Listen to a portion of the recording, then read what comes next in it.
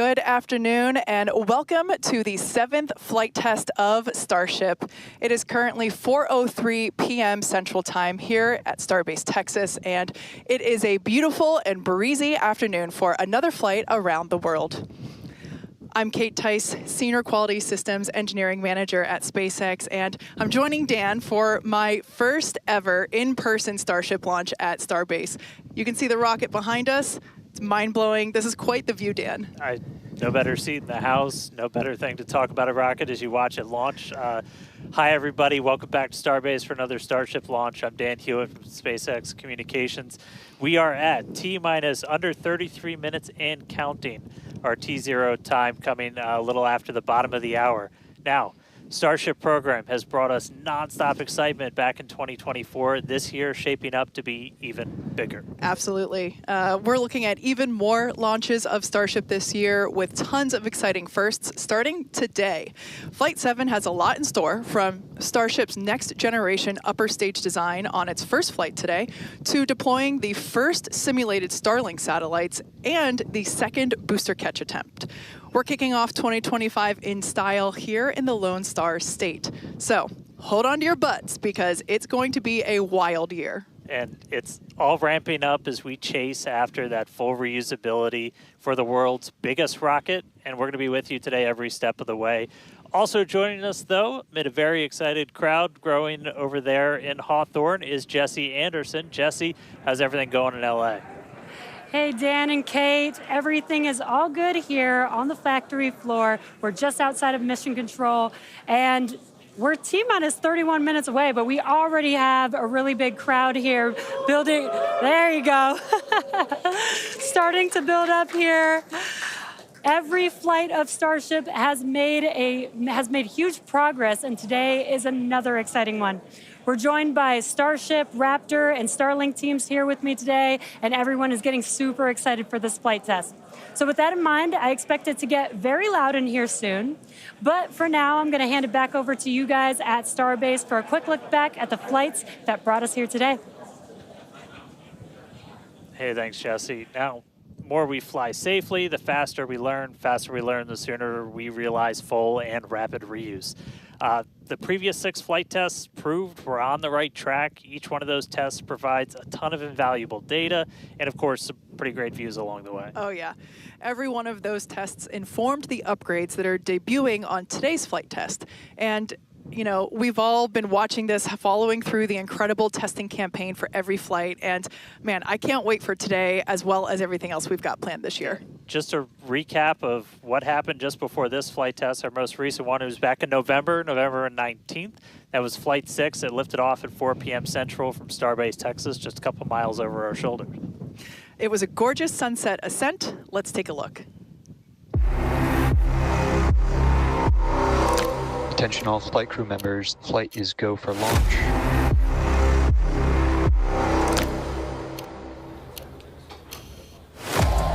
It's been just over a month since Flight 5. Goal is to get that turnaround time down to hours. We have liftoff.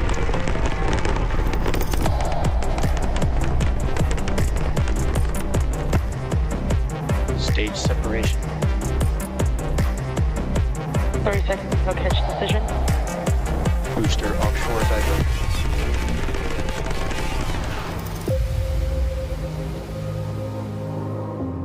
Tune in and watch the ship fly around planet Earth.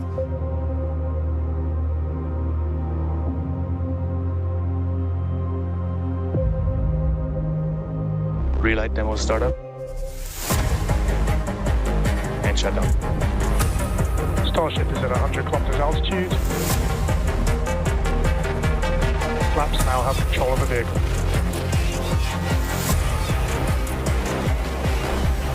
Starship has started the subsonic belly flop.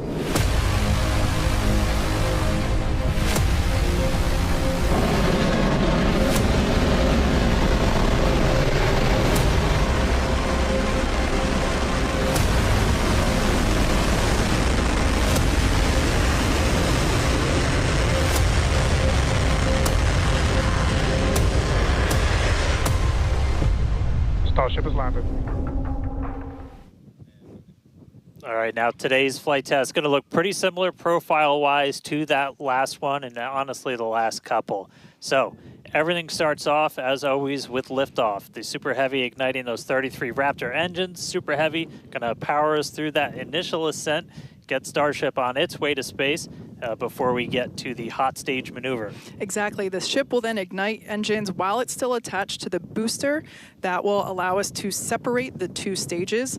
That booster will leave a few engines on for that flip and return back here to Starbase for a catch at the launch tower. And while booster catch is blowing our minds, ship keeps going all the way to space, gets into its suborbital trajectory. Got a couple on-orbit things. We're going to deploy our first test satellites, also going to relight a Raptor engine while in space. That all sets us up then for re-entry. As we have seen on the previous flights, courtesy of Starlink, that re-entry period gives us such gorgeous views. It's like, just a rainbow flow of colors as the ship re-enters the Earth's atmosphere. The ship will relight its engines, perform a flip maneuver for a soft water landing in our targeted location in the Indian Ocean. And that will once again be daylight given our later launch window. So today's flight test will be launching the next generation of Starship. It'll attempt the first payload deployment test, fly multiple re-entry experiments geared toward ship catch and reuse, and of course, the launch and return of the Super Heavy booster back to the launch site right there behind us. Yeah, that's going to be amazing, but ship, kind of the star of the show for a lot of stuff today. A huge block of upgrades to Starship's upper stage are debuting on this flight test, adding more capability. We'll start off up top. Those forward flaps got a redesign. They shrunk in size. We shifted them towards the top of the vehicle, away from the heat shield. That's going to make it significantly less exposed to re-entry heating. And then Starship itself, we made it about 2 meters taller. So we stretched it up to about 52 meters. That allowed us to add 25% more propellant volume, along with a bunch of propulsion upgrades like vacuum jacketing of those feed lines to the engines, an entirely new feed line system for the Raptor vacuum engines, an improved avionics module for propulsion, all that adding performance and the ability to fly longer missions. And just like on Flight 6, tiles have been purposely removed to stress test vulnerable areas. This time we're doing it across the entire vehicle, including in critical areas, as we use this flight to push the boundaries of Starship's capabilities. And for re-entry experiments, multiple metallic tiles are being tested, as you can see there on your screen, including some that have a version with active cooling.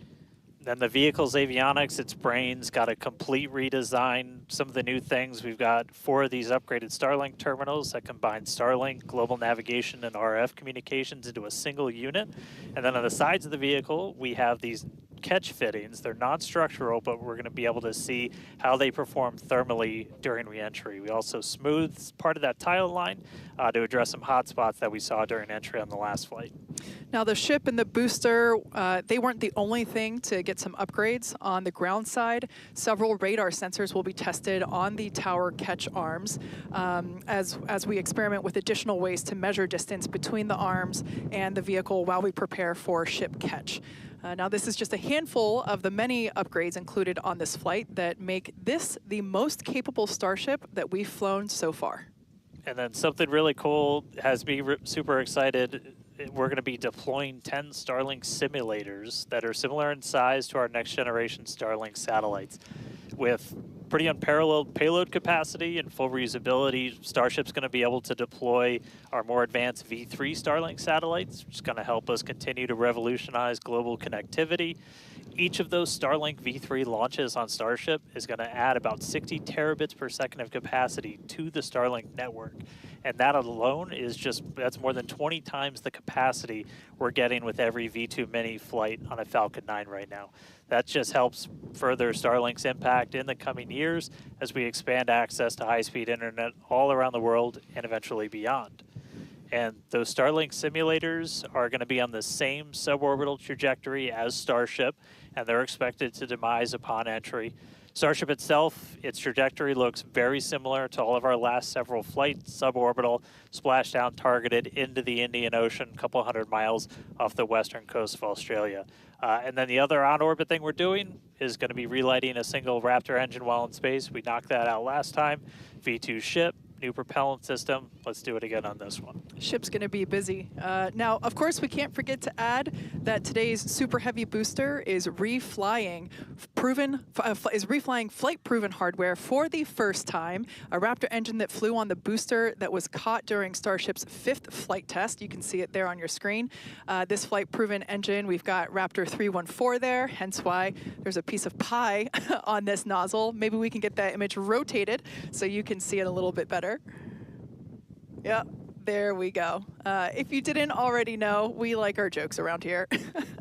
So that's what we have planned for today's flight test, and so far everything is on track as we continue to count down. We're now within 23 minutes of launch. We're at 22 minutes and 52 seconds. Everything continues to look good. Still a little breezy, but that's okay for us. Yeah, we set up our desk in a wind tunnel today. It's probably windier here than it is anywhere else, but weather's cooperating, really clear skies, no rain today, still well within our limits for booster launch or catch. Not tracking any issues on vehicle as we continue to count down. We're still loading prop on board. Our range team also reporting that the range looks like it will be clear at our current T0. So that's super important. We're going to keep an eye on that all the way up to the end. As for what we've already done with the vehicle leading up to today, we stacked the vehicle over the weekend. We lifted the ship on top of the Super Heavy booster. Hours ago, we cleared the site of all personnel, and of course, our flight controllers came on console, some of them sitting in the building behind Dan and I. And as Dan mentioned, the range team was deployed. They are standing by in the Gulf to make sure that the booster has a clear to return back to here at the launch tower, but also they are located in the Indian Ocean, standing by to make sure that the targeted landing zone for the ship is also clear as well. And then we knock out a whole bunch of things in the hours before launch. We do an alignment on all the guidance, navigation, and control. We did tank purges, pressure checkouts, make sure we were ready for prop load, check the booster, quick disconnects, and the ship one. We demate the chopsticks. We actually do a little wiggle check on them, make sure we have control, as we're going to be using those for catch. Load up all of the hydraulics that are on the tower, and then we did the initial locks and methane chills, getting them ready for prop load. Now, speaking of prop load, we conducted the go, no-go poll for prop load at 3:30, so a little bit less than an hour ago. All was good there. Prop load is underway. The LOX load on the booster started at T-minus 45 minutes, and fuel started at T-minus 43 minutes. Booster fuel will start at T-minus 41 minutes, and then LOX on the booster started at T-minus 35. So that will all wrap up at T-minus 3 minutes and 20 minutes on the ship side, and at T-minus 2 minutes and 50 seconds on the booster side. So everything is looking good. Propellant is loading. Yeah, looks like we're about half full of everything on booster, 3/4 of the way there on ship, looking good for a launch today. With that, though, let's jump over. Let's check back in with Jesse real quick and all of our teams out at Hawthorne. Thanks, Dan and Kate, and great to hear the updates with the vehicle as we prepare for liftoff. There is a lot more people here, as expected.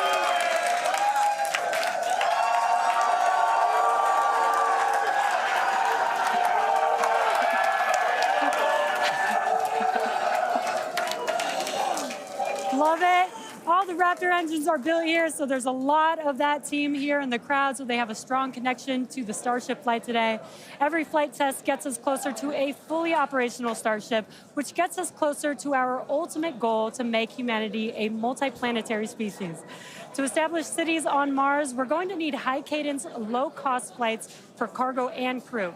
As the only fully reusable rocket with this kind of capability, Starship is the only vehicle in development that will be able to unlock our multi-planet future. Starship uses a first-of-its-kind on-orbit propellant transfer to refuel in orbit in preparation for these long trips.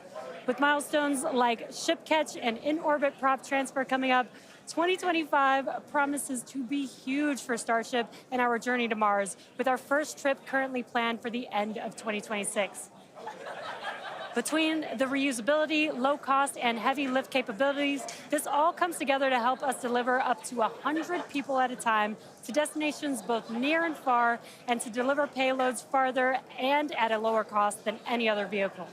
We'll be able to launch more massive payloads than anything else flying or in development today, capable of sending things like giant space telescopes or the next generations of space stations into orbit on a single launch. So while today's flight is just a test, the future is much closer than we realize. But one flight test at a time. So let's head back to Dan and Kate for a closer look at Starship. Thanks, Jesse. Starship features two major parts: the ship, which has 6 Raptor engines, and the Super Heavy booster, which has 33 Raptor engines. The Raptor engine is a reusable methane-oxygen staged combustion engine that powers the Starship system and has twice the thrust of the Falcon 9 Merlin engine. Now, just like we saw flights 1 through 6, the current iteration of Starship is an experimental vehicle flying for development. As we mentioned earlier, today's flight is debuting a ton of upgrades that we've had in the works in order to increase Starship's reliability and performance. Several of these upgrades will also unlock our ability to fly longer missions, something that we'll want to do as we start doing orbital flights around Earth. And then to get an even better sense of just how big Starship is, we can start here. Let's take a person about 2 meters tall. Towering over that, you got your Millennium Falcon clocking in at 35. Just above that, we've got a Falcon 9 rocket, payload fairing attached. Double that height, you're up at 70 meters. And then topping it all off, nearly twice the size, it's a fully stacked Starship up to 123, got 2 meters taller. Altogether, the ship, 52 meters, Super Heavy boosters, 71. And what's super fun is we're going to make ship and booster even taller in the future. Which is crazy, because turning around and looking at it and thinking that it's going to be bigger, that's mind-blowing. Make the ship as tall as the booster. Now, moving up the rocket, the ship features 6 Raptor engines. 3 optimized for sea level performance and 3 optimized for vacuum performance. Raptor Vacuum, or RVAC, is a similar design to the Raptor engine, but features a larger exhaust section and a larger expansion nozzle to maximize the engine's efficiency in space. Our upgraded ship that we're debuting today carries about 300 more tons of propellant than the last flight's ship, bumping it up from 1,200 metric tons to about 1,500 metric tons. It's a lot. The ship is designed for vertical takeoff and landing on any hard surface. Now, the ship is also outfitted with newly redesigned forward flaps that are used to aerodynamically control the vehicle's attitude during atmospheric flight and enable a precision landing. The new flaps are lighter and positioned more leeward or away from the heat shield. Now, to reach full reusability, the ship has to be able to survive reentry not just one time, but multiple times. The ship's heat shield is essentially what does the job for that. We've been iterating on that every single flight, building towards that heat shield that requires no refurbishment between flights. Now, the heat shield is composed of thousands of hexagonal ceramic tiles. They're designed to insulate the vehicle during that atmospheric entry where temperatures ramp up to as high as about 2,600 degrees Fahrenheit. A rapidly reusable heat shield has never been flown in history. So continuously improving this, flying new experiments, those are all key focuses of all of our flight tests right now. And in between the first and second stages is our hot stage, which we saw in actions on flights 2 through 6. The hot staging maneuver is when the upper stage engines are ignited before the booster engines, before those booster engines are completely cut off. With hot staging, the rocket never stops accelerating during separation, so it's more efficient than traditional stage separation. One of the hallmarks of Starship flights are the incredible views that we get throughout flight, of course, courtesy of Starlink. Every day, we're working to expand the Starlink network, both on Earth and in space. Here's Jesse with more. Fans of Starship may know that Starlink enables us to bring you lots of unprecedented views, both from space and here on Earth. In addition to the dozens of cameras on Starship itself, we also have mobile Starlink camera kits deployed in the Indian Ocean, connected to our aerial assets and all around Starbase, which all come together to help tell the incredible story of Starship, both on and off planet. Thanks to Starlink, Starship is capable of streaming more than 120 megabits of real-time, high-definition video and telemetry in every phase of flight, providing invaluable engineering data to help engineers rapidly iterate across all systems. And all of that streaming data will be put to good use with the more than 30 cameras on the vehicle for today's flight test. Starlink is the world's largest satellite constellation, operating in low Earth orbit to deliver high-speed, low-latency broadband internet, providing access to people around the world, many who have never had connectivity before. Starlink now serves more than 119 countries, territories, and other markets. And here at SpaceX, we've been developing Starlink's communication capabilities not just for humans on Earth, but for astronauts in space. Our recent Polaris Dawn mission, we deployed a high-speed internet connection in Dragon for the very first time. Here's a quick look at how that went. Starlink is an amazing confluence of programs at SpaceX. So we have a whole corner of the company that owns and operates a multiple thousand satellite constellation to provide internet to people on Earth. So Dragon was modified for Polaris Dawn to have a laser and a Star Trekker inside of the trunk. And then it will obtain internet, both uplink and downlink, through that laser link. And it's connected to a Wi-Fi router, just like you would have in your house. Getting online with Starlink was super easy. It was just like getting online at home, and even easier, perhaps. It just connected automatically and then worked seamlessly. And then it was just internet in space. The Starlink performance on orbit blew us away. It enabled us to talk directly with mission control team, and it also enabled us two-way video connection with our families back at home. So it just was an incredible resource. One of my favorite memories is, all four of us in different parts of the spacecraft on phones with our earpieces talking to our families. Get to show them the perspective that we have of Earth. It was very cool to bring them into the mission that way. I was able to show my kids and my husband, what it looked like to be floating in space. I got to show them out the window. Well, my husband even exclaimed that at one point we hung up the call and he called back and I answered and he was like, I called space. Starlink on Dragon is something that we want to include because we have this company within SpaceX that has space-based internet. So what not a better way to test space-based internet in space? From connecting astronauts in space to providing high-speed internet to more than 4.6 million active customers here on Earth, the Starlink team is laser-focused on expanding coverage, increasing speeds, and lowering latency so that we can connect as many as possible around the world and beyond. Last year, we activated Starlink in 27 new markets and are now covering a global area home to 2.8 billion people, including those who live in some of the most remote places on Earth.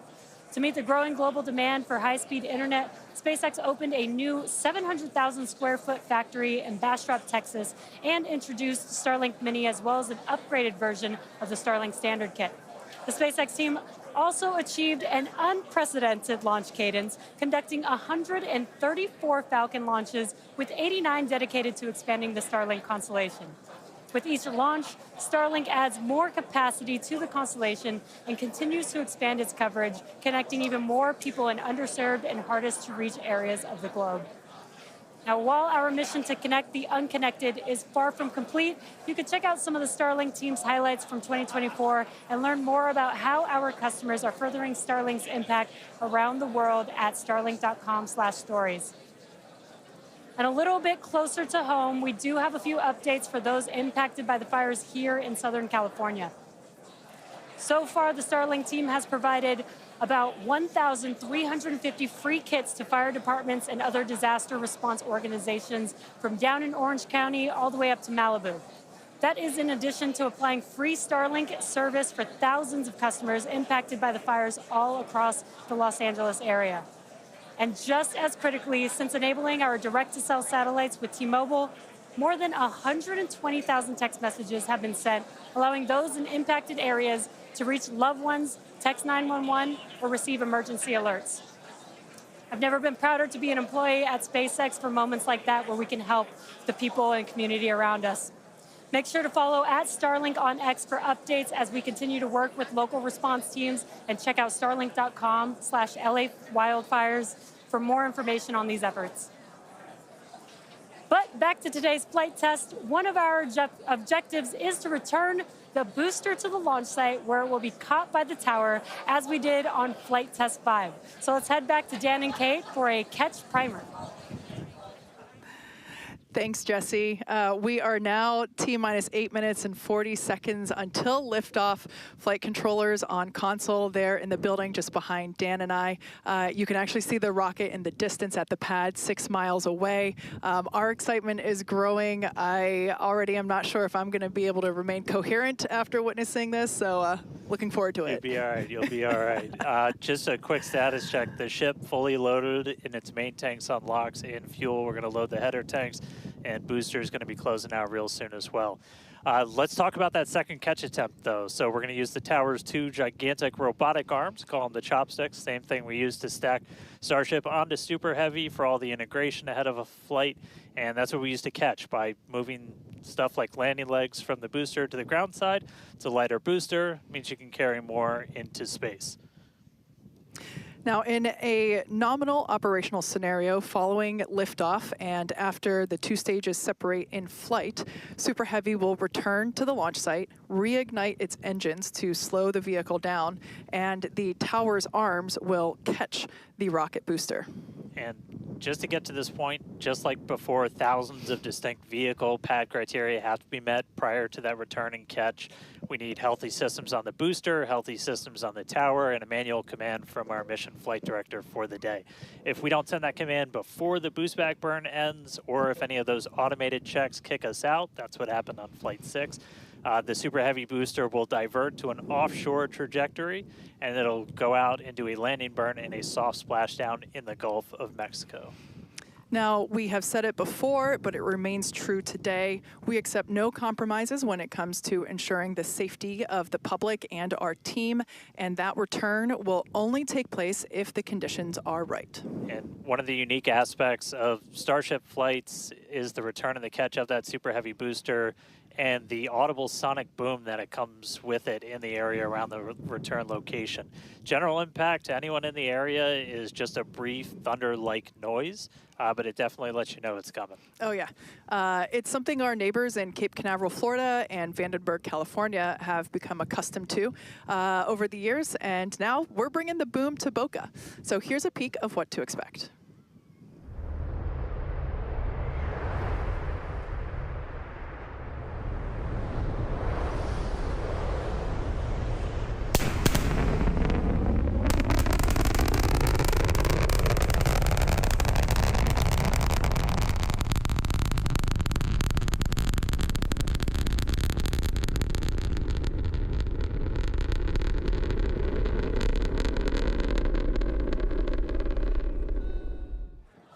As I mentioned earlier, we have Starship, Raptor, and Starlink employees here fully invested in this flight test.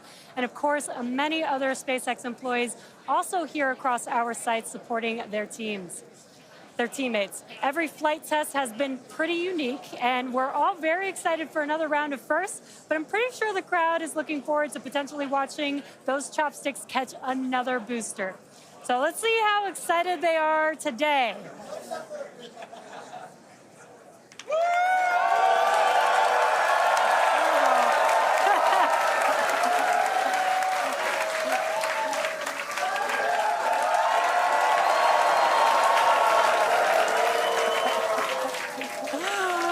Just under 5 minutes to go. We are all very excited here.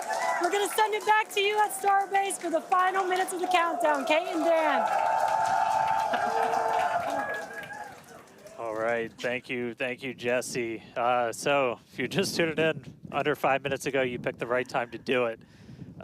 Just a quick status check. So we're almost fully loaded on the booster. We'll be fully loaded on the ship, fully loaded on the booster coming up soon. Our range team just reported that we're looking go in the range. That's super important. Great Our news. security guys, Mike, Kyle, Nick, the whole team out there in the elements, making sure everything's clear, doing a fantastic job. And we are coming up on 4 minutes and looking good for launch. Yeah, certainly exciting. Now, we do have an opportunity to hold at T-minus 40 seconds if necessary. This is a chance for us to perform additional checks if necessary. If we, need to repressurize some tanks, or if there's a wayward vessel in the range last minute, opportunity to clear it out. But everything currently looking good. Now, once we pass T-minus 40 seconds, a number of events will occur in rapid succession. The ground spin and ignition systems come up to flight pressure. The ship will go to internal power. After that, the quick disconnect, or QD arm lockout, is removed in preparation for retraction, which will happen shortly after T0. And yeah, once we pass T-minus 40 seconds, we do have the ability to recycle the count under certain conditions back to that T-minus 40 second mark and hold there to assess what happened and assess opportunity to proceed again to T0. Yep, we've used that T-minus 40 hold a couple of times. Boat's usually one of the items, but we aren't tracking anything right now that would cause us to hold there. We can hold there for several minutes. Main thing you're watching at is you kind of set a clocks because your temperatures will change and the fuel in the locks, everything pretty quickly. So you've got a couple of minutes that you can hang out and figure things out. There are items that if we pass them, we're scrubbed for the day. One of the main ones is that flame deflector at the bottom of the launch mount. Water begins flowing for that at the T-minus 10 second mark. If we scrub at any point after that, we'll be done for the day. And then teams will need to refill the deflector as well as all of our prop that we use to load on board the vehicle. It's pretty much just under 11 million pounds of prop sitting on that thing right now. And we can actually recycle in about 24 hours now. Which is incredible given the sheer volume of propellant that is on board the vehicle there on your screen. All right, coming up on the 2-minute mark. Again, a lot of ambitious things on the plate for Starship today. T-minus 2 minutes. New ship, new year, a lot of upgrades, doing a lot of ambitious things in space this time. Our first payload deploy, relighting a Raptor engine. We're looking good. So as we mentioned before, we have an opportunity to hold at T-minus 40 seconds, not tracking any issues at the moment that would be necessary right now. So fingers crossed we can pass through that checkpoint without stopping. But the folks on console are continuing to evaluate the launch commit criteria, making sure that the winds are within limits as well as any other weather restrictions. But man, compared to yesterday, this is a textbook gorgeous day. Oh yeah, little breezy today, but we got clear blue skies for a launch today. So at this point, all the prop has been loaded on the vehicle. We've closed everything out. We're doing our final thrust vector control, or steering for the engine checkouts. Once we hit the 30-second mark, we'll hear the flight director give the final go for launch. So we're under a minute. As we said, we're not expecting a hold at T-minus 40. But do not be shocked if that happens. It has happened in the past, and we can hang out there for a couple of minutes if we need to. If memory serves me right, we hold my breath for 4 seconds. Pass through prop load gate. All right, we pass right through that prop load gate. Hot diggity dog. All right, so we're going to let our flight director, Ty Huntington, take it away. Go for launch.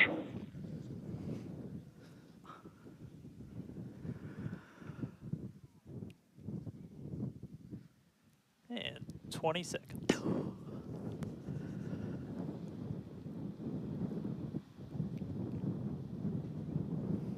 T-minus 10, 9, 8, 7, 6, 5, 4, 3, 2, 1.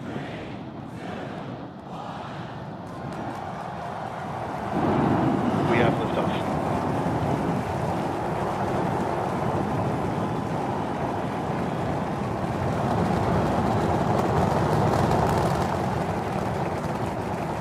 Vehicle's pitching downrange.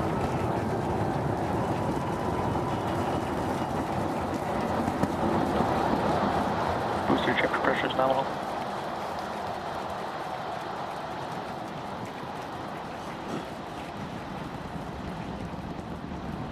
All right, we're more than 30 seconds into flight. Telemetry showing 33 out of 33 engines as it's pitching downrange. Booster chip, avionics power, and telemetry nominal. Hearing good call-outs on the ship and booster avionics. You just heard the rumble hitting us about 6 miles away. Watching Starship arc into just endless blue skies right now. Vehicle supersonic. More than a minute into flight, the vehicle's supersonic.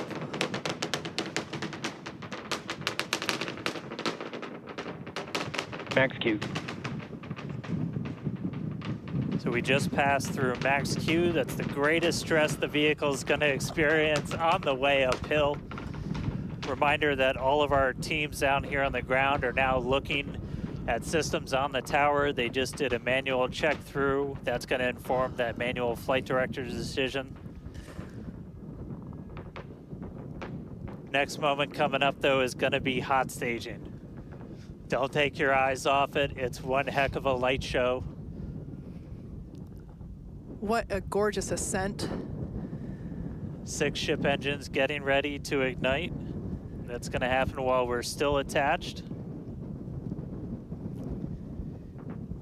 We can still see the ship's engines from the ground.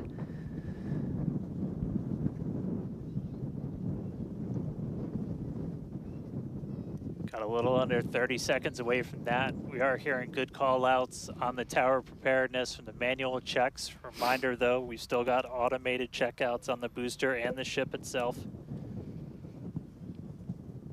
But as of right now, our manual checks and our manual commanding is looking go for a catch. Booster engine cut off. That is incredible news.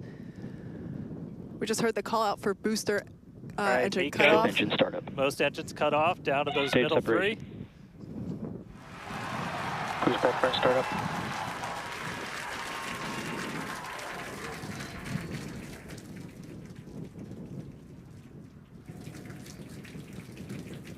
All right, hot stage Raptor, chamber confirmed. pressure We've is got a nominal. booster hopefully on our its way back to us, and a ship now making its ascent burn into space. How's it going in Hawthorne, Jesse? It's great over here. You can hear the crowd screaming for every milestone. The booster is now making its way back down to Earth. Looks like we have 12 of those 13 engines ignited. We're using the engines that actually gimbal. We are go for booster return. An excellent call out there. We are go for booster Ship return. avionics, power and telemetry nominal. There's a lot of criteria that needed to line up to ensure that we could have a Cruise safe backburn shutdown. booster catch, and it sounds like we got the go for that. And there you can see on your screen, we had we just jettisoned the hot stage, and there's a great, excellent view there of the hot stage floating away from the super heavy booster. Now we've shut down the engines for that boost back burn. That confirms boost back burn is now complete. That was the first of 2 burns required for the vehicle to make its way back down to Earth. And next coming up will be the landing burn. That's going to be 13 of those center engines igniting again. And that will then go down from 13 down to 3 engines just right before we touch down for that booster catch. Now, reminder, our stage 1 objectives are to have a controlled ascent, stage separation, as well as a controlled boost back burn and hot stage as well. So we're looking good for that so far. Some great views there from the ship of Earth. That looks incredible.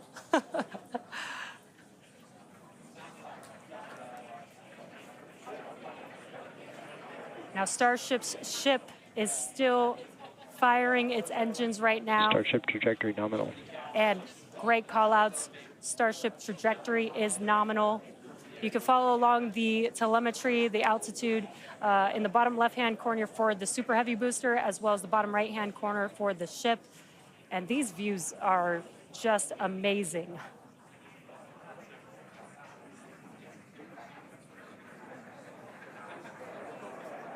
Again, the booster is currently making its way back to the tower today. So we're looking forward to a booster catch with the chopsticks. And in the meantime, you can see those grid fins there, helping to control the vehicle and guide it back to its landing site. Booster FTS is saved. Now with that, we're gonna hand it back. How's it going over there, Dan and Kate? How are you doing, Kate? Seeing that in person? You know, Dan had to take that entire segment because I couldn't talk. That was incredible. There it is. We can see the booster coming back in now through the plume. At least it looks that way to us. It's incredible that it basically returns. It looks like a speeding, just like Ship this Raptor chamber pressure silver nominal. flare coming back to the. Once again, we are standing by for attempting to catch the booster at the tower. This would be the second tower catch. Booster landing Landing start. burn. Seeing 13 engines. Booster now hovering as it aligns with the tower for catch. Booster coming in. Get Down ready to- for that boom, Kate. Down to 3 engines. Booster landing burn shut down. Megazilla has caught the booster.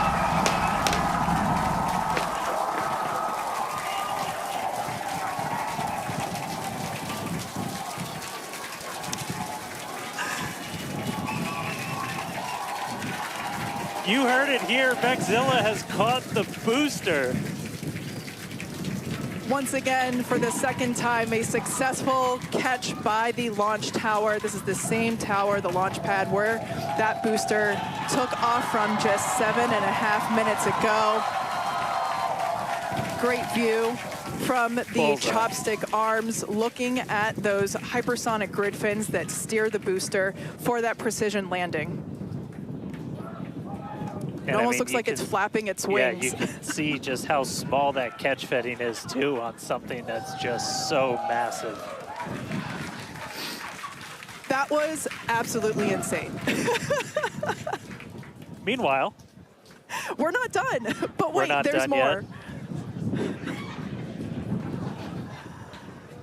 Wow, that is just absolutely stunning. And this, of course, a gorgeous view there from the tower looking down at the top of the booster.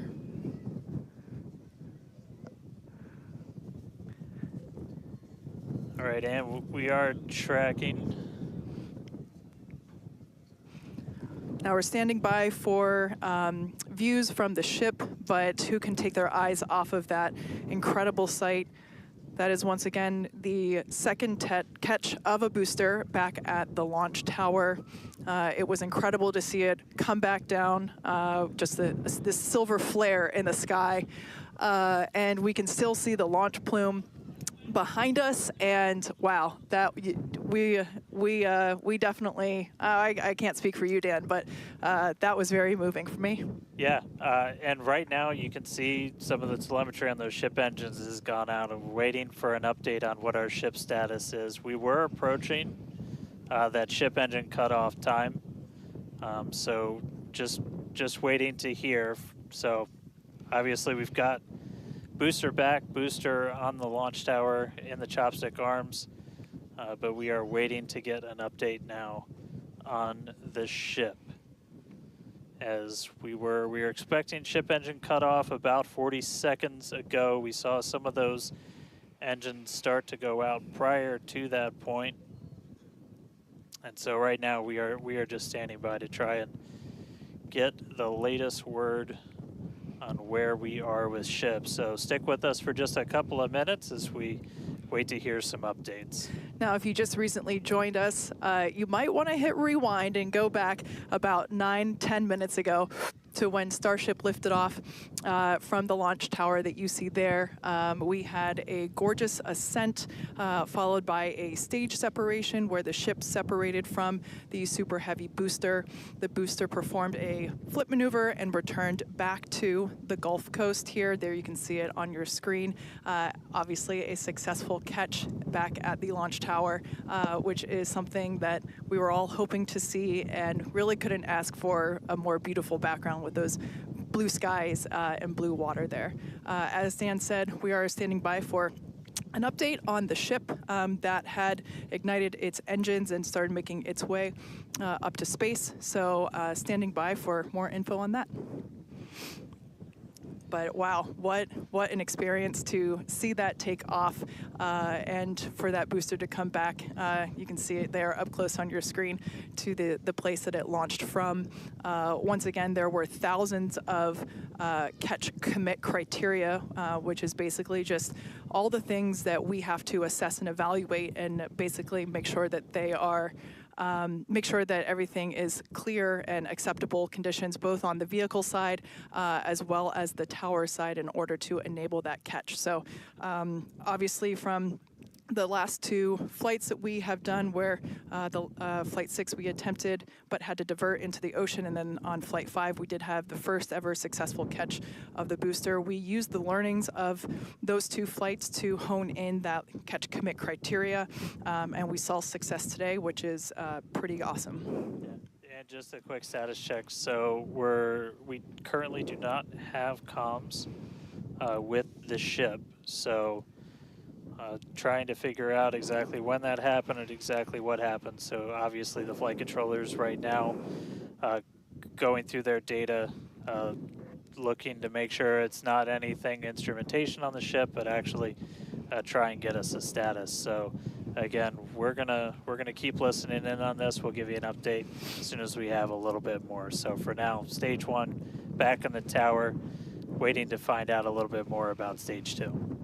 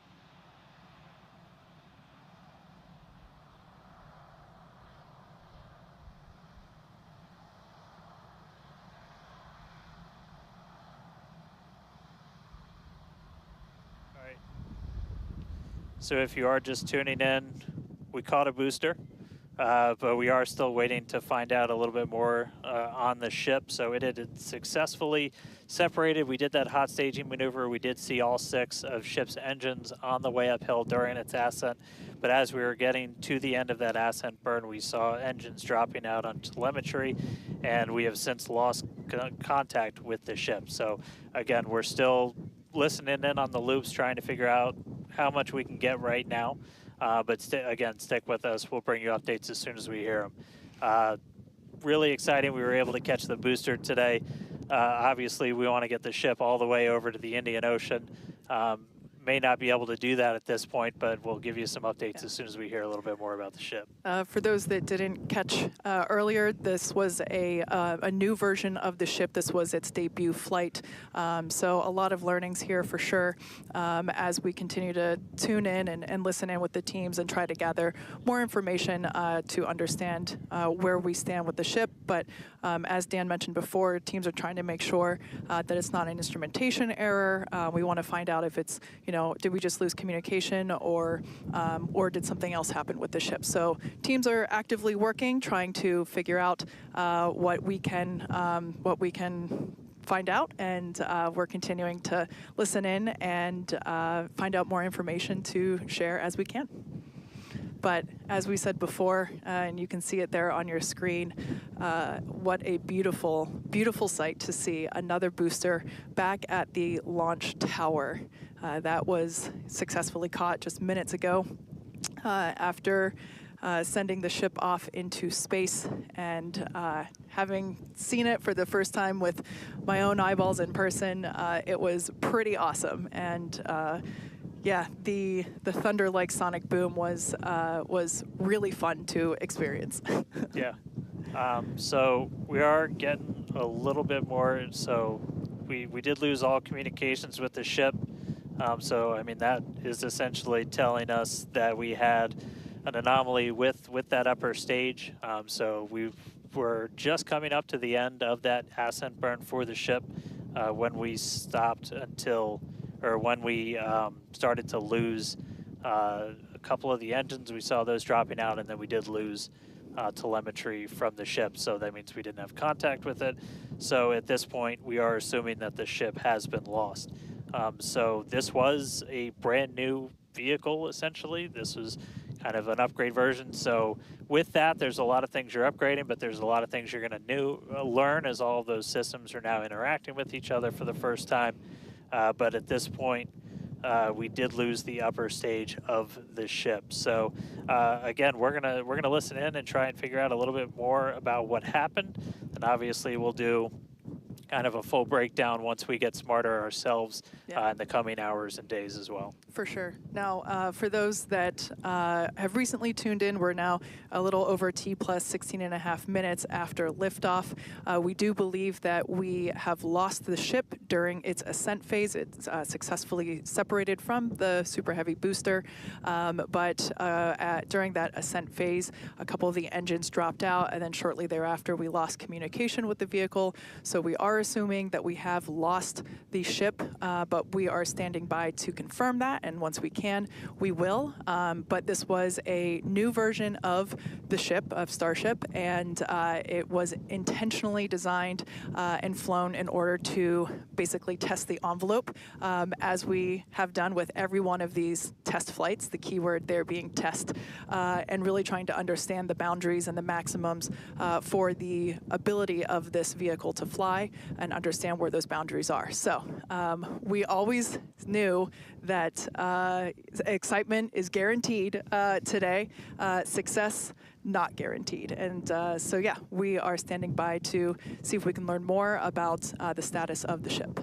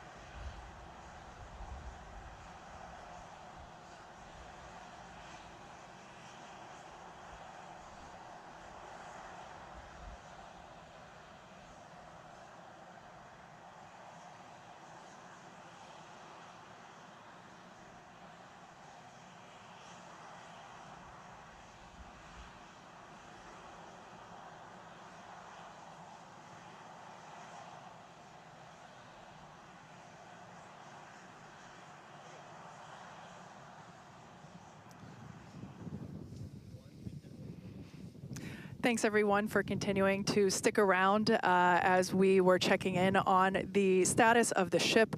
At this point in time, we can confirm that we did lose the ship. However, Starship, the total vehicle, did have an on-time liftoff at 4:37 p.m. Central Time from the launch pad just behind us at Starbase Texas.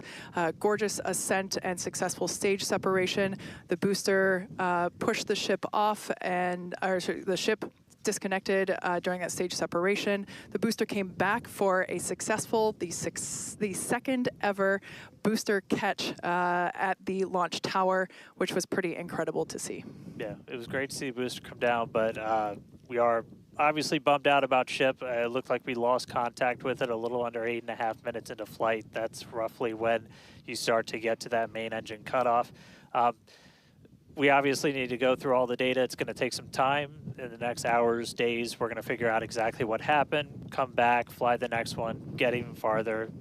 Reminder, it's a test. It's a flight test. It's an experimental vehicle. So we'll figure out what ended our day today and make sure it doesn't end our day tomorrow. So as we do that, we're going to continue to provide you updates on our X account on SpaceX.com. So just continue to tune in there. As we learn what happened, we'll be ready to share it. Exactly. So for now, we are going to wrap up our webcast. We'd like to thank the folks in the county for supporting the launch, as well as the agencies that enable us to launch, and of course to our viewers for tuning in. And thank you, Kate, for coming down, doing this with me. It was great to have you here. I'd do it again in a heartbeat. All right. Well, that'll do it for us. We'll see you guys at the next Starship flight test.